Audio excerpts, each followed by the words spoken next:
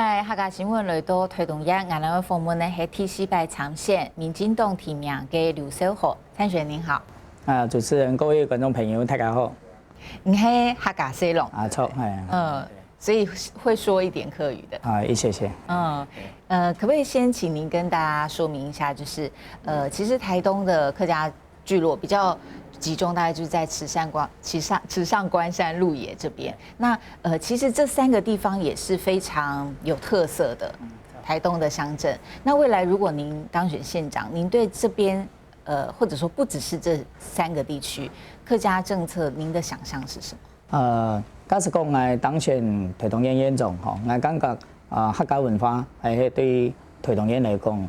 迄个非常宝贵的一个资产啦，我感觉客家文化的发扬授权客家语言呢，在被很活泼的使用，是一个非常重要的一点因为无客家话就做得讲无客家文化啦，无客家人感觉客家话也几十年来渐渐的一直在，我坦白讲，我是看到那个忧虑是在消失当中譬如讲不过这一点我也自己觉得蛮惭愧。比如说我客家生不过生人唔会讲客家话因为无客家话的环境那所以我认为如果假设讲我当选台东县县长我不只说在学校有1、2堂的这样的母语教学，我们期待特别是在关山、鹿野、池上地区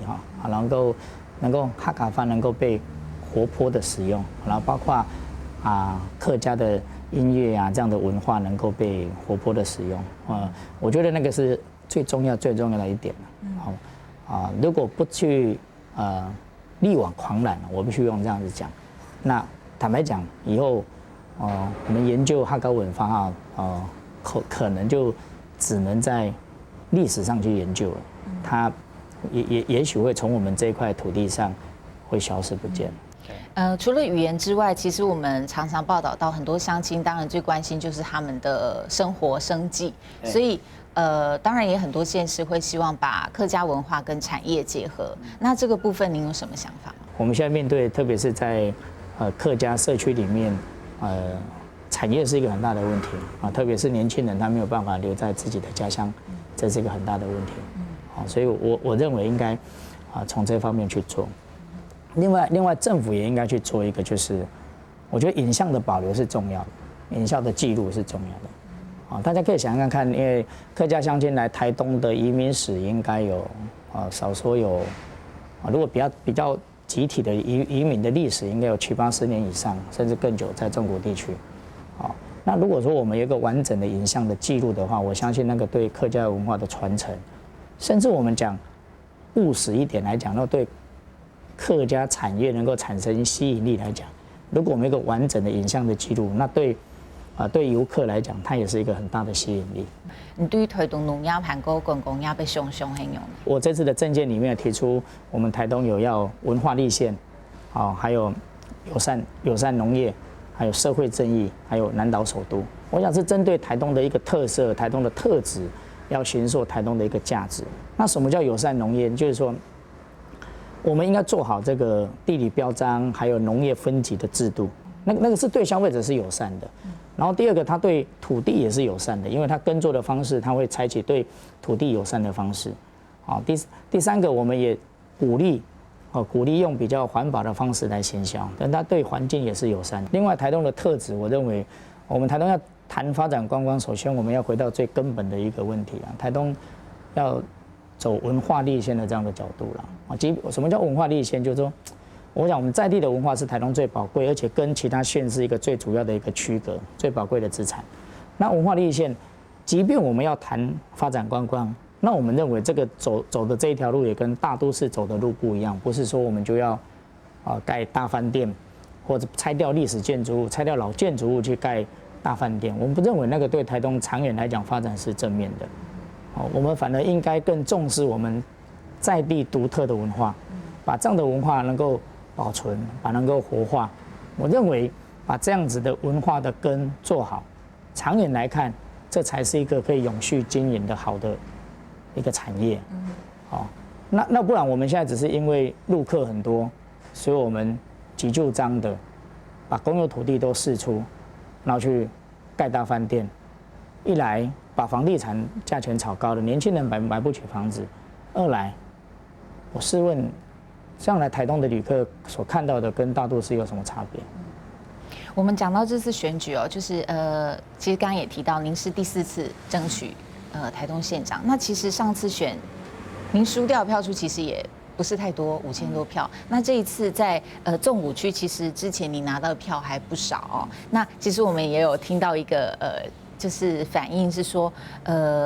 台东鹿野的热气球办得很不错，当地乡亲可能觉得还蛮支持的。那这些比较重大的活动的举办，它的确带来了一些钱潮、人潮。那当然现任有现任的优势，那您怎么来看？我认为，当然第一个活动是有延续性的啦。哈，如果我当选台东县县长，那现任的黄县长所做的受肯定的，或是大家支持的政策，那当然是有延续性的。我当然也不会因为人改变，然后我就去改变它，我反而会把它做得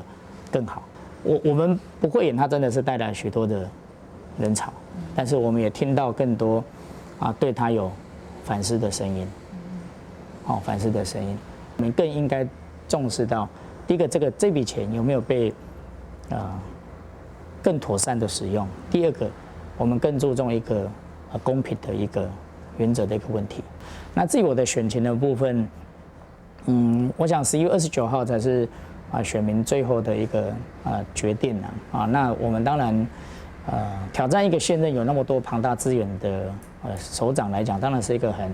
我们从来不敢说这是一种轻松的挑战，当然是非常有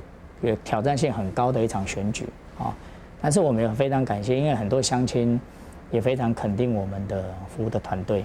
因为大家看到，如果说大家有许多的乡亲跟我反映说，如果台东的选举，其实5年前我们参选那个差距只有5000票，他就说很多乡亲说，如果每一次的台东选举的县长选举都能如此的激烈，无论谁当选，对台东来讲都是一种正面的。因为大家想看看我们现在所看到的一些，也许基础建设有一些进步的话，坦白讲，那个是已经晚了30年的事情。大家可以反思这个问题啊，这几十年来，我们不就是最忠诚的支持某一个特定的政党吗？那为什么这30、40年来，台东的铁路没有双轨化，电气化也慢了40年才做好，但是做好之后，我们又买不到普悠玛车票，这不是很吊诡吗？我们那么支持，但是我们基础建设却落后了40年。反而是这几年我们政治板块产生改变之后，突然间中央开始看见台东的需求。如果这样子的良性的竞争能够提早30年、提早40年，那我们现在所经历的那种悲情，也许可以早一天结束。